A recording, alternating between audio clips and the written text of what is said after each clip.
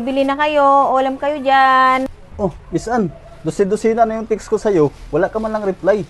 Alam mo bang 4 na buwan ka nang hindi nagbabayad ng renta dito sa karinderya? Patawad po, sir. Miss Ann, negosyo ko ito, hindi charity. Walang renta, walang karinderya. At kailangan mo nang umalis dito sa loob ng 1 linggo. Wala rin pala ng panahon. Wala nung huling punta ko dito. Sa tagal ng panahon, ito na rin ang huling araw na makikita mo itong tindahan ko. Anong ibig mong sabihin? Magsasara na kasi itong tindahan ko. Patawad sa narinig ko, naalala mo pa ba ako? Patawad. Yung unang punta ko dito, kalenderya mo, gutom na gutom ako. Kaya lang, kulang yung dala kong pera, pambili ng pagkain. Pero pinakain mo pa rin ako. Miss Ann, anong ginagawa mo dito? Dapat kanina ka pa nakaalis dito. Mawalang galang lang po, sir. Kung sakaling i-ibenta mo yung tindahan na to, magkano?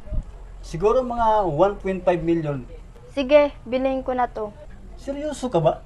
Di mo ba ako narinig? Pero sa isang kondisyon, humingi ka muna ng kapatawaran sa bagong may-ari na lugar na to. Si Miss Ann. Ano? Tama, si Miss Ann na. Miss Ann, patawad sa lahat ng masasakit na salita ko sa'yo. Ito yung cheque. At ayoko nang makita mukha mo dito. Magdiwang ka na, Miss Ann.